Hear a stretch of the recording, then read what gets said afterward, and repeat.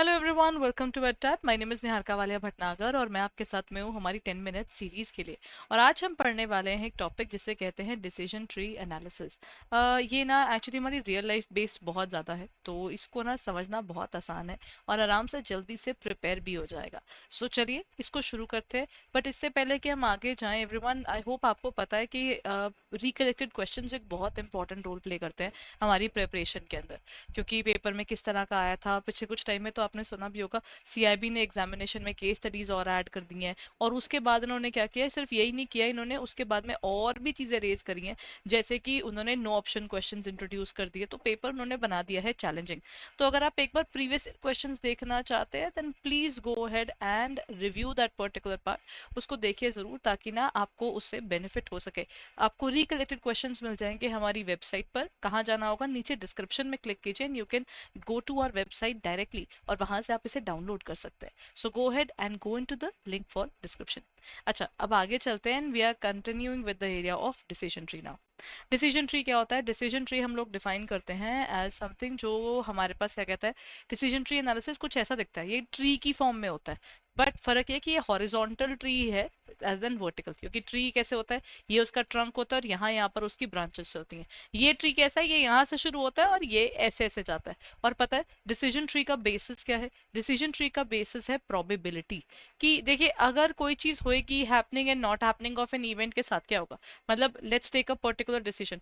अब अगर हमारे पास कोई डिसीजन आता है, दिस इज ये ना डिसीजन का जो डिसीजन ट्री का बेसिक नोड होता है वो स्क्वायर में होता है नॉर्मली, जहाँ से आप शुरू करते हैं।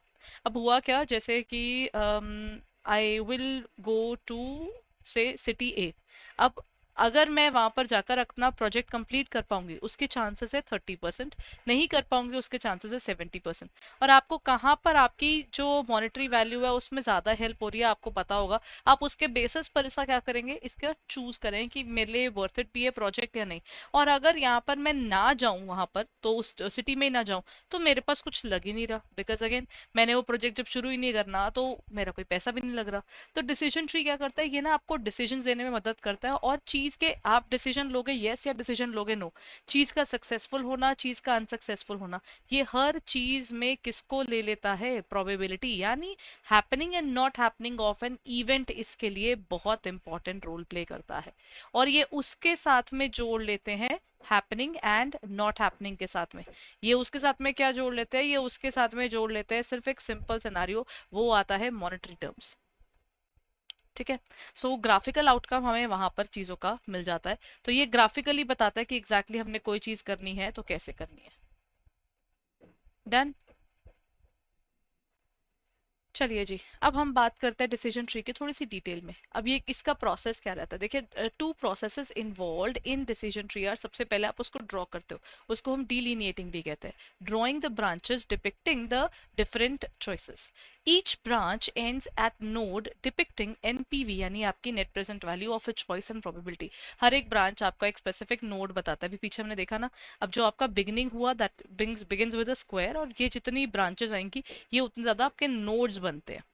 ठीक है। तो जब ये हम एज फर्दर अनसर्टेनिटीज बढ़ती जाएंगी, हमारा डिसीजन ट्री और ग्रो और बड़ा होता जाएगा।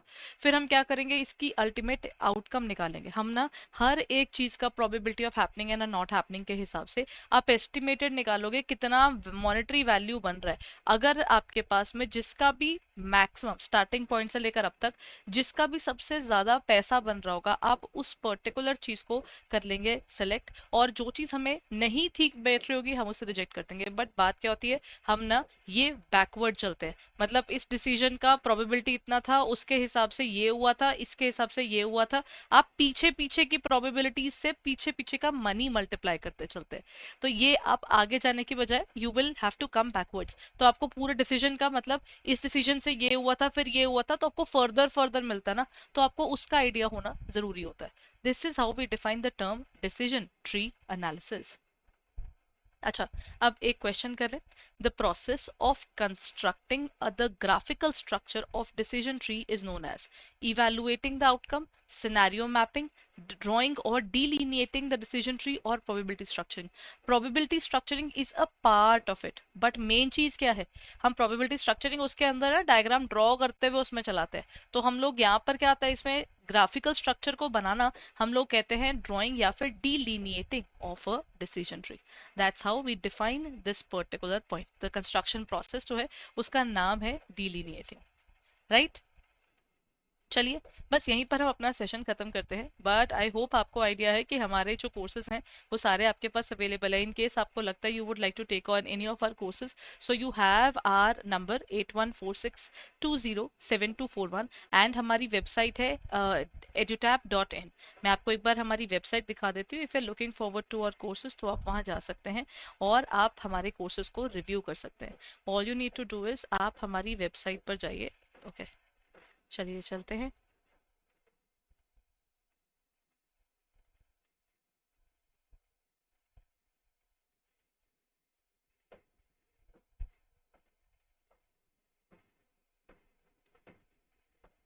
हमारी वेबसाइट है edutap.in और वहाँ पर जा सकते हैं आप और हमारे कोर्सेज को रिव्यू कर सकते हैं। हमारे इस टाइम पर आपको ना कोर्सेज मिल जाएंगे। मास्टर कोर्स इस टाइम आपके लिए अवेलेबल है 2025 के लिए, और इवन हमारी टेस्ट सीरीज भी आ चुकी है। तो आप कॉम्बो के हिसाब से देखना चाहे, कंप्लीट कोर्स लेना चाहें, वो आपके पास सब कुछ अवेलेबल है।